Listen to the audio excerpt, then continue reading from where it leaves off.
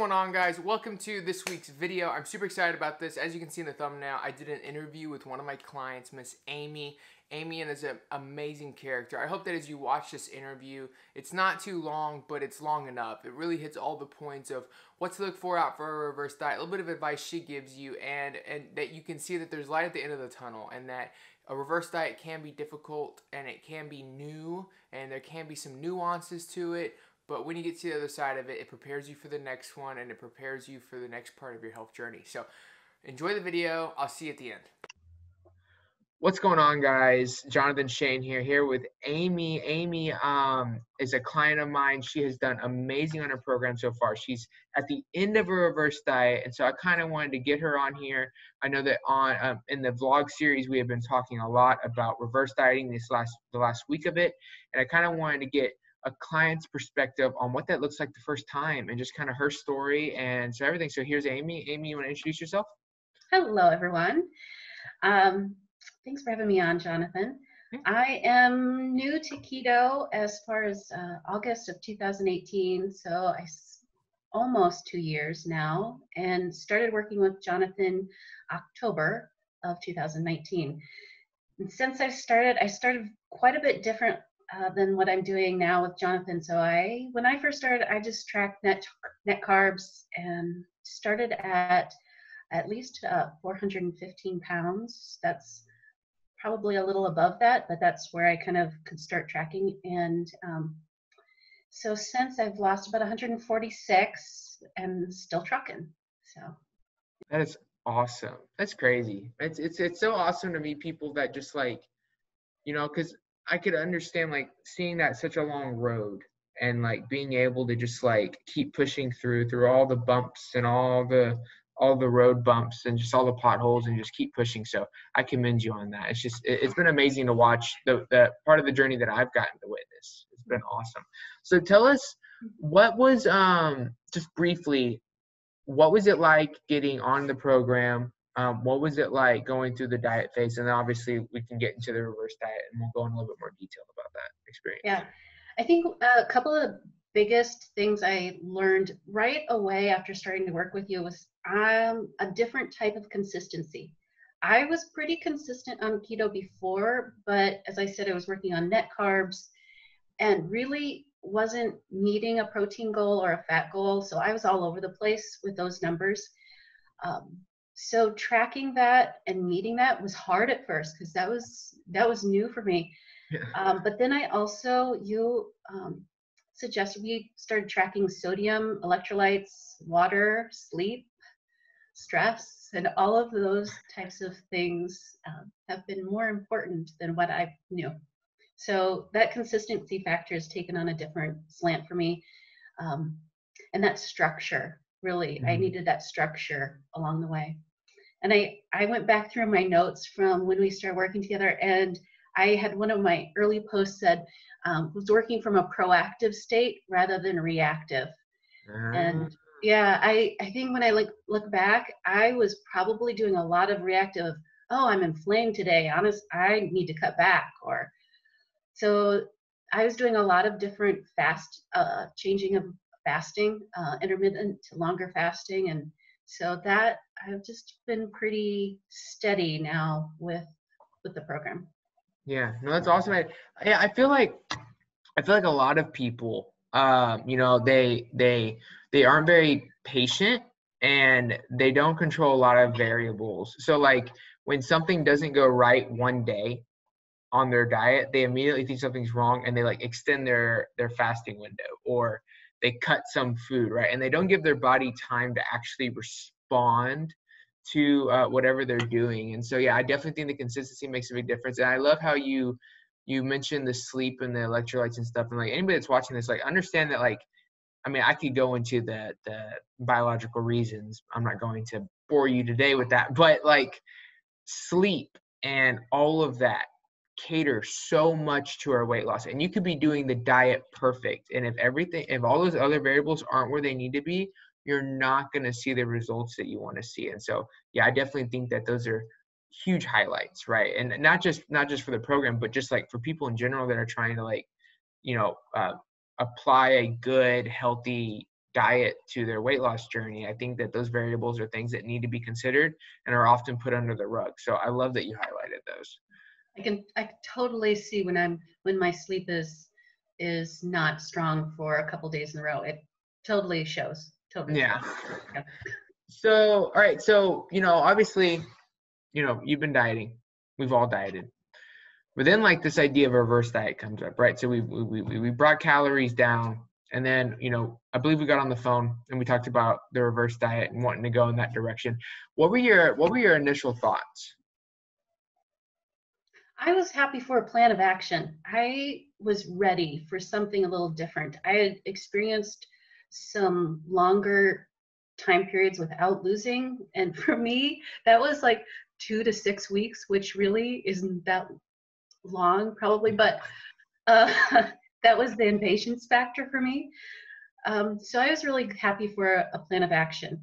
Um, I think I was probably a little nervous about what it would look like with as we continued to decrease and it became lower, how uh, less fat and protein would affect energy, or like I had gone through hair loss Mm, with my initial keto journey, and I knew it was growing back, and so those were just questions that were unknown to me at that time. yeah, understood. And so, yeah, that's one thing. And I want to note on that, like, that's why a reverse diet is so important, because a lot of people will get down to a low amount of calories. Their metabolism will adjust. They'll start to downregulate. Your body's going to stop functioning with certain aspects of your body to conserve calories. And so if it doesn't think you need your hair, it'd rather conserve fat around your liver, you're losing your hair, right? Mhm. And so Yeah. I think that, and so like people will get down there, they'll stop losing weight, see all these side effects, but they're so stuck on and hell-bent on losing weight, and like, the fitness models and all that say just keep pushing, right? And so like they take calories even lower.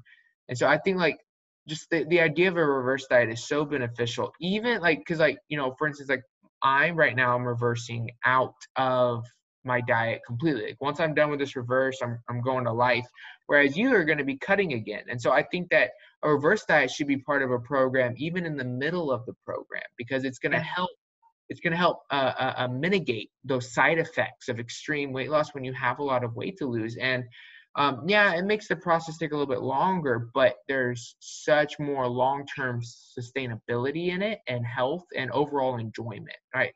Um, Um, when we started the reverse, I was at the lowest point of the cut, and I was ready for the change because um, I was ready because I could feel emotionally uh, mm, that I was a little bit more grumpy at the end. My energy was lower, and so I knew that it was time to go back. And you had told me that we wouldn't stay long, or it just would be unhealthy. And once we got there, I could feel, okay, I get it. It's time to go back up. yeah. So I was probably celebrating when you said, okay, it's time. I Yeah, probably was cheering. hilarious. It's like, it's like you tell people like, hey, like I'm telling you, we're gonna get to a point where it's not gonna work. And of course, when you tell them that like 6 weeks out, because like I see it coming, I'm like, okay, I see where this is going. And they're like, no, I'm not ready to go back up. And then like when it's time, you message them and they're like, okay, yeah, it's Yeah, time. there was a point partway through where in my cut, um, you were asking me questions, and I knew I was starting to lose again, and I didn't want to change, not really, Hmm. but I trusted you. Yeah, I understand. There's really like like what helped you overcome that hurdle? Because like there's that conflicting like, okay, I want to make sure I feel better, but I want to keep losing weight. And so like, what did you tell yourself, or what helped you kind of like overcome that aspect so that you could focus on the long-term game? Mhm. I think that just that phrase, it's about the long game, is important to me. And um, someone early on in my journey said the phrase, healing will always trump weight loss. Mm, And that has always stuck with me, that I'm really healing my body. It's not just about weight loss for me. And that's healing hormones and healing it's the mental game of talking to myself. I've had a lifetime of being overweight, so thinking about my mind shift as I become healthier. So that's really been key. I'm healing, and it's about the long game for me. And I love that. honestly, but yeah, the journey has been a lot of self-talk. A lot of self-talk if I'm having a craving or if I'm feeling physically hungry. It's a lot of self-talk. I love that. I love that. Health triumphs weight loss. Man, I was just on the phone with somebody and we were talking about that. I'm like, I think that, weight loss is obviously the main goal, but I think it needs to be a secondary goal because where your health's at right now, we're not going to get that goal. And health needs to come first. And I like that, like weight loss, health isn't a byproduct of weight loss. Weight loss should be a byproduct of health, right? If you're healthy, you're going to lose weight. If you're doing it right, you're going to lose weight. So I love that. Yeah. Can I add one more thing here? Of course. Okay, so I think for other one of the things that I watched instead of the scale, in getting healthy is I watched my clothing sizes. I had to look for other things that were evidence that I was getting healthy. So clothing sizes, walking, standing in the kitchen. For other people, that's such a little thing, but for me, being able to stand all day in the kitchen and meal prep all day without having to sit down, that's a sign to me of being more healthy. Or being able to help people move, being able to be more active. So I think the other self-talk has come looking for evidence of healthy living elsewhere. So like how those non-scale victories of being able to stand in the kitchen and meal, like how did that help you when it came to like, when the scale wasn't doing what you wanted it to do and stuff? Yeah. So in the mornings, the scale would bump up there, I'd be inflamed or I'd have a couple pounds. I think it's easier to kind of go, okay, I know what that is. I know I didn't gain fat overnight. So that was part of it. But then throughout the day, I think I've been more aware of celebrating small moments. And it's kind of like, choose joy, the saying choose joy. I think choosing to acknowledge the good, and choosing to see it. I think it's an active state. It's not just something that I have to wait for it to come to me. I seek out what's good today. What can I do today what's good that I can do today that I couldn't do a year ago? Yeah. I love that. So, okay. So the cut, the reverse diet, ready to go back up, and obviously this is the big bulk of the conversation is, okay, so like the reverse diet, like kind of walk me through what was it like for you? Like mentally, what have you noticed? What kind of changes have you noticed? How is it different from dieting? And what are some of the challenges, but also some of the victories in it for you?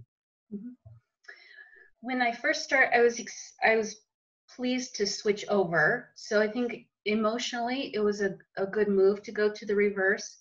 And the first week, I remember being pretty positive about it and, okay, this is good. I have bumped up a little bit in calories. And so I don't remember any challenges that first week, but I would say soon after that, I felt challenged.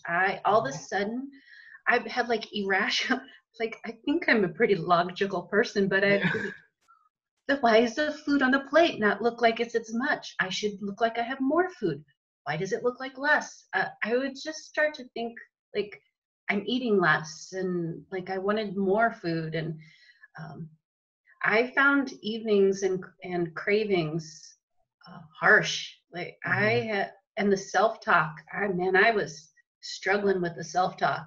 It was, so I don't know if that was about week 3, week 4, where I was really kind of struggling with the process. And like even I'd go up until 6 o'clock at night and be on plan, and then I would just crumble. Like all of a sudden, I just give in to cravings, which wasn't really my normal. To have a day where I gave in like that was kind of an outlier. So I felt like I wasn't doing well with the program, and I was hard on myself.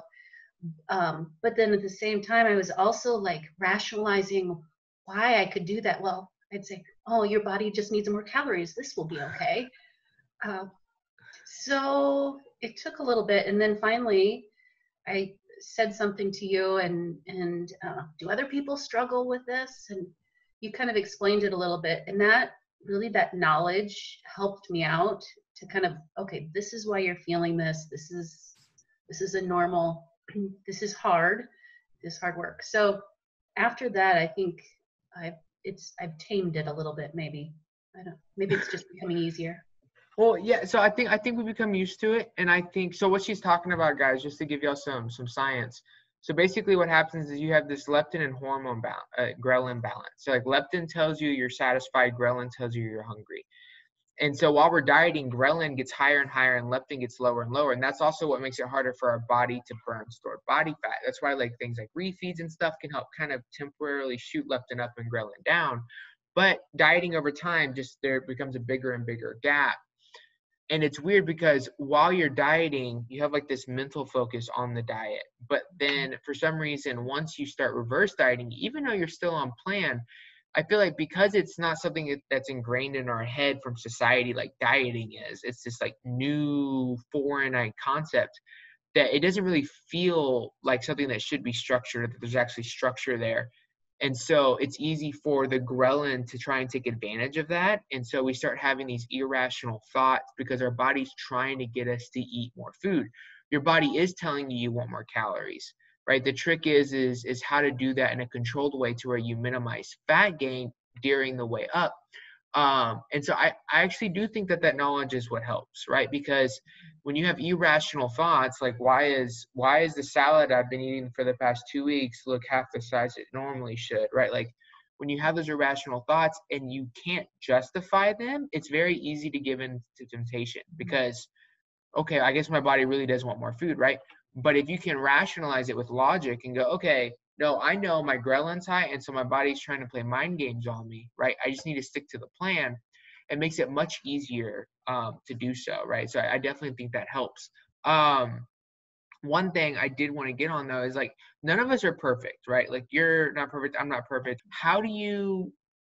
What helps you overcome those moments like when the guilt sets in, like you feel bad, like what do you tell yourself? How do you look at it in a positive light? How do you move forward with your program after those moments? I think the biggest thing I tell myself is tomorrow is a new day. It's a fresh start. You will start it right and you will stay on plan. And I think I often say, like in our dialogue, I will say on plan. For me, that's I'm on this, I'm going to stay. It's like this self-talk of determination of I'm going to do it. But that's only one part of it for me. It's the action that I have to do that's paired with that. For example, I have to prep. Prepping my food for the week has been key. And I found I could prep when I was going to work during the day, but now that I'm working remotely, it's a different kind of prep. And so that's kind of took a new spin on things. So finding how I can keep a structure to things, even though my calories were increasing, that didn't mean that I was losing all of my structure. I think I didn't use the structure I had built as well at first. Oh, I think that's great. I think that's great advice. Yeah, meal prepping and at least like, something I do is like I plan my meal the night before, or I plan my meals for the day the night before, and like once that's made and macros are hit, like I don't deviate. Like I eat what's on the plan, right? And so I think I totally agree with you. I think structure is huge on any in any season of a reverse diet. I think that maintaining the structure you had during your diet is 100% needed. So, I was just say there's one other thing that I don't know if there'll be other people out there like this, but I found in the reverse that I was adding in a few new foods that I wasn't using for my cut, and I found that when I meal plan, I have to use up all the ingredients in my meal and not have like that little extra portion that I can go dig into the cupboard and get that little extra. I just plan it out so I use it and portion it out. So You No, know what? That's a great eliminate, point. yeah, eliminate the temptation. No, that's a great point. So like I have this I have these little logs of goat cheese that I've been eating. And I've noticed that like on days like so I had a couple days where I had the entire log, so 4 ounces, which is my only dairy all day. Um and I'll enjoy it. But then I noticed on days I decide to only have 2 ounces, it's so hard to put the other half of the log back into the fridge. Like I just want to eat it. And so I resonate with that. So I think that's great advice. I really do. Um, so kind of like to wrap up the reverse diet part, like where are you at now? How do you feel about the reverse diet now? Now that because you're about to start cutting again. So like now looking back, how do you feel towards the reverse diet that you were just on? And then how do you feel about the reverse diet next time you go through it? I I feel a renewed sense of energy. Like I have strong positive energy, and I even had a family member comment the other day. Hadn't seen me for a while, and so I definitely think it's been a positive experience of having that more calories, fat, and protein.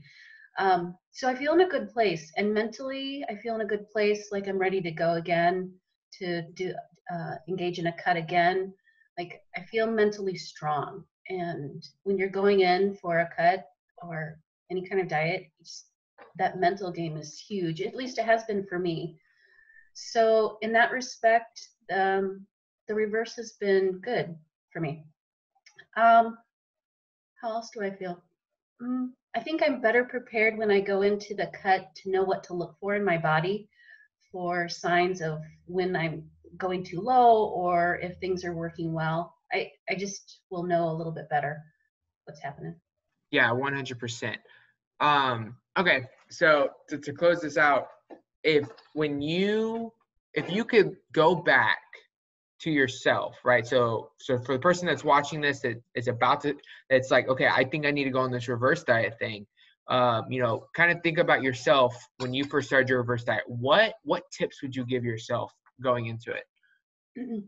Keep your structure, keep your plan, and know that you will be challenged differently. You will be challenged. I was challenged with feeling like I could eat more, like I could eat more and justify eating more on top of more. So just be aware that might come up and have your mental talk ready. So why are you in this? Why are you in this? And you can make it. I love it so much. Amy, thank you so much for being on. I really really enjoyed it. Have to probably get you on again after you're done with the next one and kind of compare, and it'll be fun. Yeah, well, thanks for having me on. Alright guys, so that's the video. I hope that you enjoyed it. I hope that you got a lot out of it. If you want me to do more of these, put a comment in the comment section below. Give the video a thumbs up. I do plan on daily vlogs coming back. I can't say if that's going to start next week, but it will. But until then, I plan on at least putting out once a week. So click that bell, be notified when I put a new video out, and I will see y'all next time.